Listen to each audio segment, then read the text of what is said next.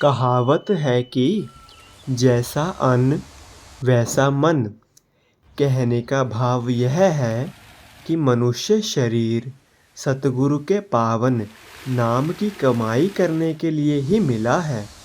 इसलिए साधारण, सात्विक और कम भोजन खाना चाहिए, जो मन को शुद्ध करे। तब उस शुद्ध मन से नाम सुमिरन होगा। सभी गुरमुख प्रेमियों को प्रेम भरी जय सच्चिदानंद जी। आज का शुभ सत्संग 19 मई दिन मंगलवार। आज के इस संध्या सत्संग का शीर्षक है ऊंचे भाग्य। गुरमुख प्रेमियों, आज का यह मंगलवार स्पेशल सत्संग श्री प्रयागधाम दरबार से आदरणीय महात्मा जी के द्वारा बड़े ही प्रेम पूर्वक फरमाया गया है। आज के सत्संग का पूरा लाभ सभी गुरमुख प्रेमी अवश्य प्राप्त करें। अगले वचन आदरणीय महात्मा जी के होंगे। भाग्यशाली गुरमुखो, सन्मुख विराजमान श्री परमहंसों के पावन सुंदर दर्शन करते हुए एवं श्री हजूर श्री गुरु महाराज जी के रूहानी मुखड़े का दर्शन दीदार करते हुए प्रेम सहित मिल करके बोलो जयकारा श्री गुरु महाराज। गुरमुखो, ये रूहानियत का दरबार है। इस रूहानी दरबार का जो नाता है वो सचखंड से जुड़ा हुआ है। इसीलिए इस दरबार में आकर के हर गुरमुख की ये करबद्ध प्रार्थना होती है कि मेरी गुरु दरबार से तोड़ निभ जाए। इसीलिए यहाँ पर आकर के इंसान के मन की अवस्था भी बदल जाती है। एक बार श्री हजूर सतगुरुदेव दाता दयाल जी महाराज जी ने अपने पावन वचनों में श्री अनंतपुर धाम में ये वचन फरमाए थे कि गुरमुखो, कि हर एक इंसान अपने सुख के बारे में सोचता है, लेकिन हमारे श्री पंचम पातशाही महाराज जी ने अपने पर कष्ट लेकर के दूसरों को सुख पहुंचाने के लिए जो है परमार्थ करते हैं। तभी तो उनका जो हृदय है, रोम रोम से उनके हृदय में दया भरी होती है। जैसे कहते हैं कि पर उपकार के कारण सतगुरु संत प्रगटे, सतगुरु संत करुणा के अवतार हैं और नहीं दया का अंत। इतनी महापुरुषों के अंदर दयालुता भरी होती है। एक बार श्री पंचम पातशाही श्री गुरु महाराज जी पंचगनी के आनंद धाम आश्रम में विराजमान थे। रात के समय श्री दर्शन खुले हुए थे और एक महात्मा जी ने भजन बोला कि कर्मों के मारे और आए हम तेरे द्वारे। श्री गुरु महाराज जी ने उसी समय महात्मा जी को फरमाया, महात्मा जी आप जो ये बोल रहे हो कि कर्मों के मारे और आए हम तेरे द्वारे, तो यहाँ क्या कर्मों के मारे आते हैं? हम आपको भाग्यशाली गुरमुखों के नाम से संबोधित करते हैं, इसलिए यहाँ हर कोई नहीं आ सकता। इसलिए कुछ जो गुरमुख बैठे थे, 2-3 गुरमुखों को बारी बारी से श्री गुरु महाराज जी ने पूछा कि आप कहाँ से आए हो?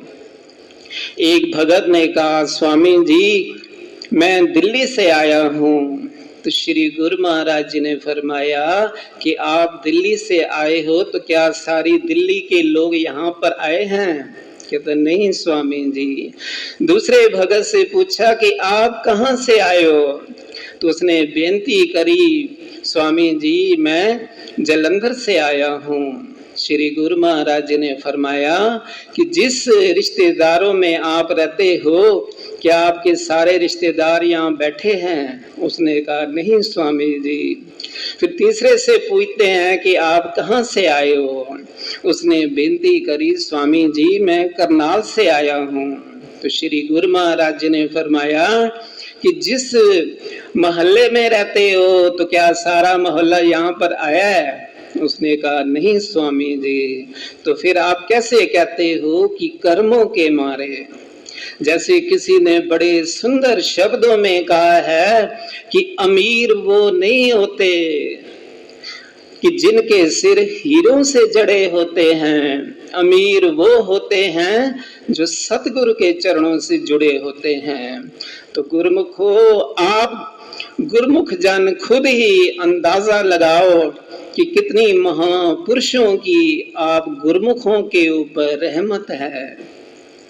इसलिए कहते हैं गुरबाणी में कि कुर्बान जाई उस वेला सुहावी तो जित तुमरे द्वारे आया।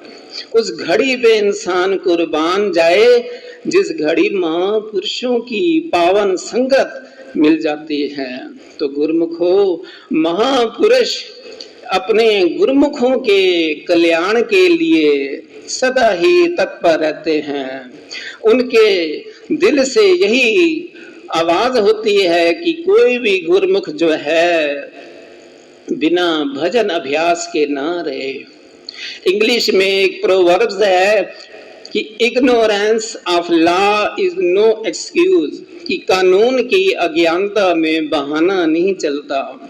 महापुरुषों ने इस भजन अभ्यास के बारे में किसी को भी छूट नहीं दी कि कोई कहे कि बिना भजन के मैं भव सागर से तर जाऊं।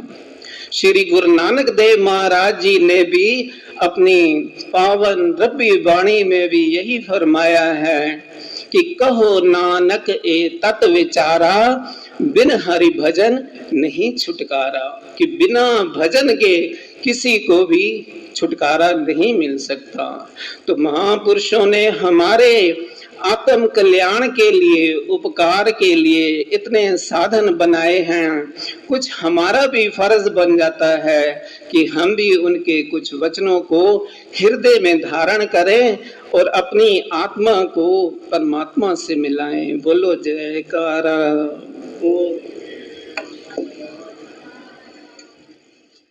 जय सच्चिदानंद जी।